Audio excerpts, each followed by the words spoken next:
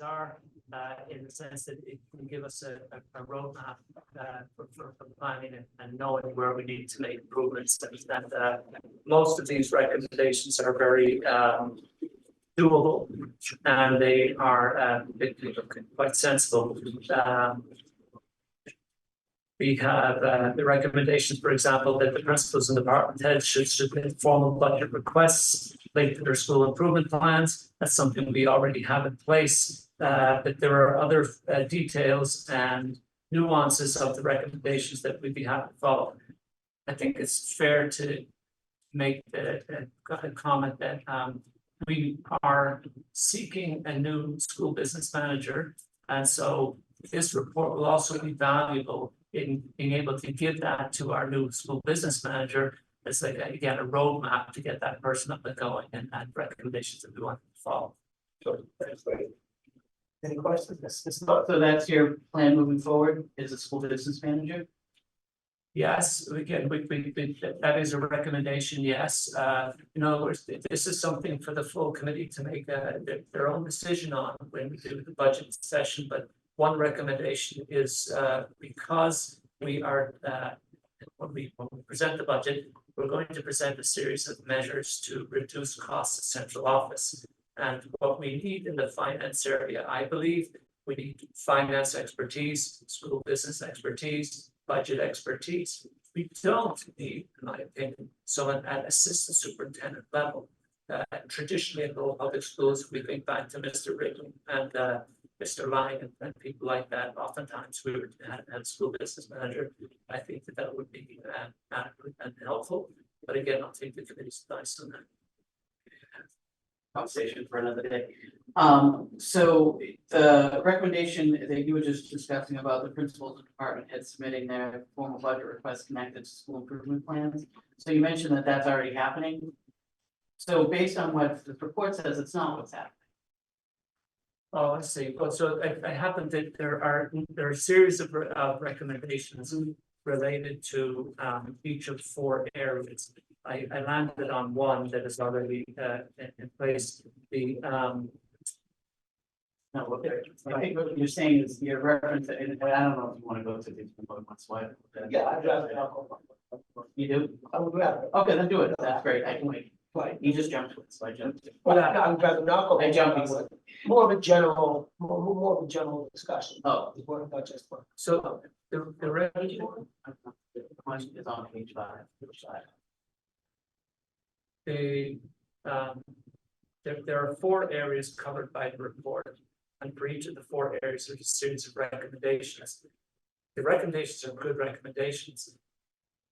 I don't believe that the Abrams group intended that the recommendations meant that that was not happening. I can choose some that were not happening and that the recommendation for improvements, but they're outlining for each section recommendations being, here's the process and how it should be followed. Some of that process we do already follow. So each spring, and this spring as well, principals had to present a formal presentation of their budget to the cabinet. Each principal in turn had it, right? And so that part of the recommendation is already happening. We can choose some that we need to improve on, and that was the intent of the Abrams group, but that particular one is already in place. So I'm referencing then page 4. Based on our discussions with former principal and department heads, budget is developed at the central office level with little input from schools and departments. Principals will meet with school council to discuss budget needs and school improvement plan, but they do not submit a budget request package to the central office. Department heads have similar input. Can I ask you please which number you're referring to? So I'm referring to number 6 on page 5 and the second paragraph on page 4.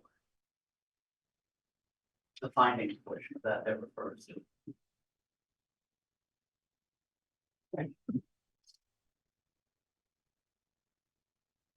Second paragraph. Yeah, exactly. Okay.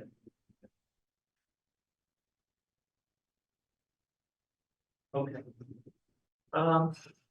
So I know you pulled that out of thin air, so I'm sorry that it's quite all right. It's quite all right. It's quite all I right. already prepared to ask the question, so. One of the it's unfortunate that our CFO is not able to be with us this evening. We're going into greater detail. I think, Ms. Martin, that whether the schools have input in the budget, I think there's two opinions or two sort of attitudes. One, on behalf of the Abrams folks, I could agree with that statement exactly. This year, however, I had already had access to this report. So this year, all principals, all school leaders were formally involved in the budget process. I met with them, all principals in one place at one time, all of the cabinet, and we had a session on the budget, what we're recommending. This is before the budget was developed, to get their recommendations. So the principals were involved this year. As far as in the past, that comment is questionable in the sense that using this fair school funding that we've had, the schools get their money and they make the decisions themselves with their school side councils. And actually, in that respect, central office does not get involved in what they're doing at the schools, right? Those things are questionable, but that's the system that the school committee has in place at the moment. A quick question on that. What did you just say about schools? They have their own, they choose what they want to do. Each What the thing that popped into my head was consistency.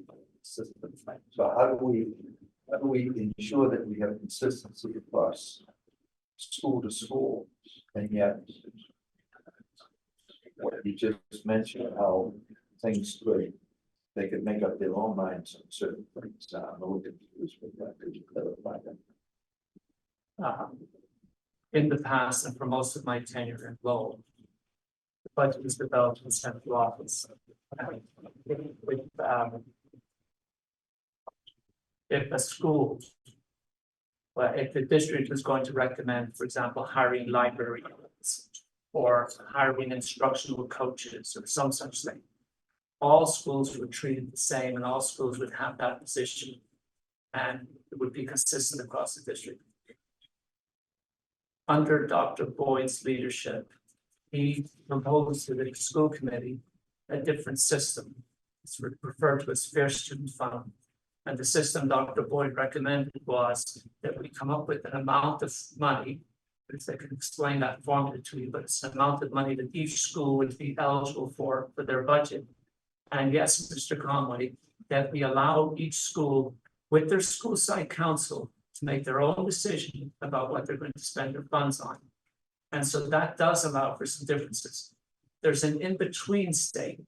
When we give their schools their funding, we also give them some guardrails so that we can say that there's certain positions that your school has to hire, right? The school can't decide, for example, not to have maybe an assistant principal or not to have a math coach, whatever. So we can require that, but the bulk of the budget. We can and we do. We can and we do, but the bulk of the budget that goes to school, Mr. Conway, is decided by the schools with the principal and the school side council under the system that I've inherited.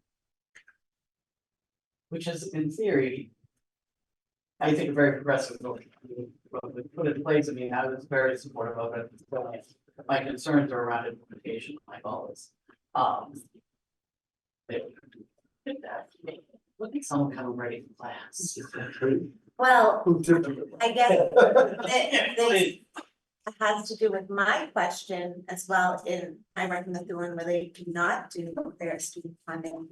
In their chapter 70 funding is significantly less. And how will our chapter 70 funding be affected by this? So chapter 70 funding is funding we receive from the state and it's not impacted by it. In other words, we receive the chapter 70 funding regardless. That's the funding that's taken. It's a question, how do we spread the chapter 70 funding around the district? Do we make all those decisions at central office, or do the schools make their own decisions? And so in this case, the schools make their own decisions. Right, so what would have been the benefit to going to this system as opposed to going back to your system? Like, why would Joe Boyd have said this is a good idea for us? I'm not, by the way, I'm not recommending one system or no, I don't have a system. I'm moving forward with the system that we've got. But I was explaining Mr. Conway's question about do schools really make their own decisions, and under the system they do. they have their own school site comes. Right. But it's only for that small portion. I mean, the only difference, the only, the difference, it's part of our chapter 70 funding is being spent this way. So it's the same pool of money that we get. And, 10 years ago, whatever, it was, central office just came up with the budget and that was it. This was put in place so that the actual school site, parents involved, teachers involved, principals involved, could have control over some of those discretionary choices. Like whether it was buying the technology or hiring an additional bilingual teacher. If they felt that's what they needed, right, exactly. So it just put more power into the actual school site and more local. But it doesn't change the numbers. To talk about, you asked about what would be the benefit of that, and so the benefit is that the idea is that at the school level, they know best what they need.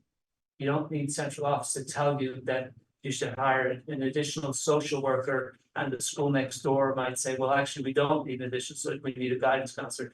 Each school should know best what they need. That's the philosophy behind it. So back to this report. There's that we have discussed, and there's also a recommendation number 7 on page 5, which is update the school committee transfer policy to reflect how funds are to be transferred. And then they have a recommendation of what their policy is, very close to what DESI's policy is. So it's a nice, clean recommendation that would be great if we could go ahead and implement it, because policy is probably one of the important things that we can do is create for our school district. Anybody have any other questions about, section 1 of the recommendations? And if not, we can move on to section 2. So we be looking as we kind of go through all this, this one, that basically what we're asking is that there's gonna be a complete review of all the budget, of all our fiscal policies. That's gonna be a process that we enter into now in hopes with a new leader in that role. But that all these things will be codified, including this language, which I think is great. But that kind of everything as we go through here is gonna be presented and I think that's a great idea. Sure. Take this as a guide, Yeah, right, as a tool Yeah. for management to begin our progression towards having the best CFO and budget manager that we can have, progressing the school forward. Because don't forget, we have a very large budget, $280 million, which is probably one of the largest budgets for a school district in the state. So any recommendation that we can follow, that's suited for us. Any other thoughts? Before we close out this portion of the meeting.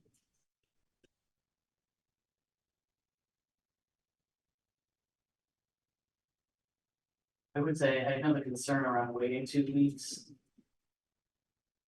But I mean, don't you have to do that on the city side too? I mean, I know you meet every week, but I mean, I can't imagine that things move that much more quickly. Yeah. Based on recommendations to approve. That's what I should develop a procedure to expedite the posting and move waiting 2 weeks and official school committee minutes up there. can I ask you where that's on? I'm sorry, number 10 on page 5. Page Page 6. 6. Okay.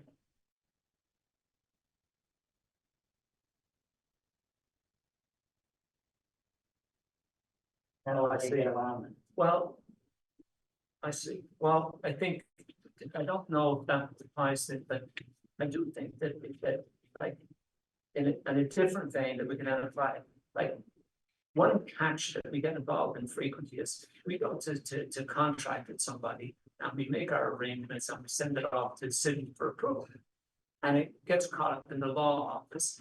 I think we should meet with the law department and talk with them and say, what is it you look for when you see one of our contracts? How about we develop a common template so that we send contracts to you that have in them that what you're gonna require. So that's kind of an efficiency. It's not the same thing, Ms. Martin, but on page 6, number 10, that's the kind of recommendation, I think that means like. The city and the school department could expedite it, it's not that same one, and if it's budget transfers. And they must be approved by the school committee, well, then you have to wait 2 weeks. You don't have to wait for the school committee, right? But I think there might be something else intended there around some sort of efficiency. And on page 12, just to, highlight number 2, it says raise the school committee approval to purchase services for $5,000 to $5,000. To reduce the time it takes to get some more funds. You hitting all the highlights. I would have told them not to look at, sorry. You're really pulling them out. But I will tell you specifically why. Page 12, item 2. Yeah, so that's. I like this. What to hear at the bottom. I can tell you because it has been a very effective tool in recognizing spending trends from superintendents. When there were certain consultants, certain relationships that became very evident because we had to approve these one-offs. So that's why that lower. That's why it stayed there. Safe. It's basically a safeguard Exactly. for all of us. Well, you can trust me. Yeah, and I do, and that's not, you know, I I know. but it served a very real purpose in the past, and I can anticipate, I mean, I just think it's a good safety measure. And it does, I mean, it just gives, I think, the committee a very real sense of where money is being spent in a very direct way, because I mean, all these POs, and it's like, we don't know, we won't see those. You know what I mean? These one-off contracts can tell you something about how money is being spent and it goes across, we get it, it includes all grant funding. So you see those contracts which you normally wouldn't see otherwise if we weren't approving. But again, that's a vote that goes slow. If it meets your approval, and I think it's more or less what Ms. Martha suggested, I think we take every single recommendation, and I'm making this up now, but we lay them out on a spreadsheet. And we have our new finance person work through that, report back to the committee and say next to each one, in place, Yeah. not in place until next year, or not recommended. And we come to the committee and we explain that and say, we have them all in place, or we have them all in place except for these ones, and they explain what it is, or ask for permission and so forth. So that would make sense. Yeah, it works. That would simplify things. Yeah. But that's. And get some So thought. summarize what we have here, see what's already implemented, a lot of us are saying it's part of it. Right. Seems like part of it. And then move forward to the committee. Yeah, right. Sounds great. So did we get a motion for that? No. No. Good. So I think we can. So you guys, superintendent's gonna jump in. Yeah. Well, and the chair would be able to put that in the report, when you report out, like the results of like. I'm admitting to this up front. You can change it, of course, right? But there's no deadline set for that to happen. And I'm suggesting just at least for the moment that's appropriate. We're going to need to have that, we're gonna have to hire a new CFO or finance person. And we're gonna have to get that person settled in and up to speed. And then that person might look at this and say, well, give me a couple of years or give me a couple of months. I'm not sure what, but I certainly, I will make note of it. And we will keep the committee apprised of, is it 2 months, is it 2 weeks, is it we should report out. Some may take a long time to implement, others may not take such a long time to implement, right? Realistically, this could be a working tool that we're all progressing. Okay, now to the next item, is everybody done? Report, outstanding. Oh, so now we have the CREST recommendation. Does anybody have anything to say about CREST? Because basically what CREST is looking to do is increase their capital plan from $650,000, which is the cap of what they see currently from the Seneca school districts, to $2 million, based on them purchasing new buildings, based on them having to do some HVAC work, based on them to having to put some new berms on some sidewalks, as well as an entry access way and such like that. So it seems a bit excessive because they're currently at a cap of $650,000 and they're asking for $2 million, which is essentially 200% increase. And, of the belief that school budgets are being cut. There is no more ESSER money, there are cuts across the state is not able to. Give us as much for a student or as much money as they once did. And it just seems like this is a bit excessive. I did do some homework. Does anybody have any thoughts on this? Yeah, I thought it was excessive too, and I'm saying that you go to 650 to 2 million. Why not? I understand the situation, but from sign, but why couldn't we go to $1 million instead of $2 million? Well, I think this is their recommendation, this is their ask. I know, but I know a recommendation, that's a recommendation, it doesn't mean it's not. But I believe they're also on 14 school districts, and send their kids here, and let's be real, Crest does wonderful work. Right. For taking care of our special needs children, make such a, they make a benefit. For us, and they benefit our students, and we love what they do. Yeah, I'd like to hear from other people, if that makes sense. So is the 2 million, does that make sense? I'm not sure. I just have a gut feeling that, why are we going so high? Well, based on reading this, it's all the sending communities, I'm either voting for a 650 or 2 million. There's not a recommendation of 1 million, because we don't know what Redfield is doing, we don't know what Lawrence is doing, we don't know what Greater Lawrence is doing. So I don't know if, Greater Lawrence says, hey, we'll give you $750,000 for the capital plan. Or it says, why don't we give you $1.5 million for the capital? They're basically saying, I think, we need 2/3. yeah, You would like this? I think Mr. Batten is correct, that they've given us a choice of, moving up to 2 million or not, that's the choice they've given us. And, I'm comfortable with the committee's recommendation. My sense is that they're very close to the 2/3 that they need to have it be approved. And I read the documents as well, and it seems like that the 2/3 majority who would approve this, it would go forward even if we deny it. But if you have misgivings about it, my recommendation would be that we deny it. So it's not, I was just gonna it's ask, how us. how many students currently attend Crest Academy from Lowell Public Schools? Great question, I don't know. It's correct. Because chances are we have a year when there is not many, Well, here's the other question, is it prorated?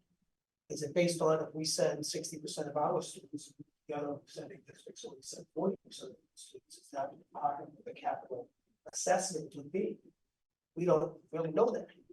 Yeah. Right, so that's sort of the question they would need to answer When does the decision have to be made? this Wednesday. So is the 650 versus 1 million, I made a reading this 2 months, sorry. See. Not ready for 1 million. But is that the collective number that's being raised, or is that from each district? That's the collective. No, my understanding is that, that the school has this capital fund. Right. And that they occasionally invest money in their capital fund. So that when they need to put the windows, they go to capital fund or their. And that the capital fund is capped at 650. They're not looking to raise $2 million. They just want to be able to put more money aside that they want, if they're at 650 now. And they're thinking, I'm making this up now, it's a vicious example, but let's say they're planning to re-roof a building in a couple of years. And they know it's going to cost $2 million. They can't start to put the money aside because they're not allowed to go up to that cap. So they're just asking permission to go up to the 2 million cap so that they can start to accumulate more money in their capital fund. However, they don't have money from anywhere else other than districts. It would be our money that would go into that fund. But it's our traditional it's our traditional tuition that we're paying. Correct. Okay, so so it's not additional money that I read that right, let's it's not, they're not asking us to make an investment in their capital fund. what they're asking us is, just like we would do with our circuit breaker. When our circuit breaker can only have $1 million in it, That's when we have a good year, it would be great if we could put an extra $1 million and keep it on strike. But it's not new money, it's just giving them the ability to raise the total on that account. Cause the fact is that they've probably had they've had a couple good years too, in terms of funding. So they probably have extra money right now that they wanna bank, so that they'll have it for a capital. I think you're right. Yeah, Because I was looking at this as an assessment. that's what yeah, Like, that's, so and that as an was, assessment, I'm like, well, I don't know, Right, if we can afford an assessment. So they're, You're, Mr. Skinner, you're saying that they're basically taking it out of their funds. And I did, you know, search their books, Right. and they can keep 25% of their overall budget in a fund. And they do have, then their budget is $25 million. And they currently have $5.5 million in a fund to the side. So now I'm of the understanding that maybe they are looking to take some of that fund, some of that money, and move it into their capital improvement. exactly, that would be, I think that's. I think That's that, proper interpretation. no, I do, that's consistent with what they told us. Oh, okay, because of course I didn't get any recommendations other than this Right. report that they gave us, and it didn't say whether it was assessment or school districts. Yeah, no, I understand exactly how you got there, because that's exactly, yeah. Right, and then as I read over the 25% of the previous fiscal year general fund expenditures, and then I looked up what they had, I identified that they had about 22%. So that speaks to me, that says, okay, they use our own money. And not our, right, and usually there are more districts that have voted and on. Yes. Okay. Good, do we wanna go ahead and take a vote on that? Or do we want to bring it back to the vote? Yeah, I think we take a vote here and then we make a recommendation. Right. Okay, That make that motion you'll make the motion to approve Crest moving to 2 million, whatever, it's $2 million cap for their capital fund. second by Mr. Conley.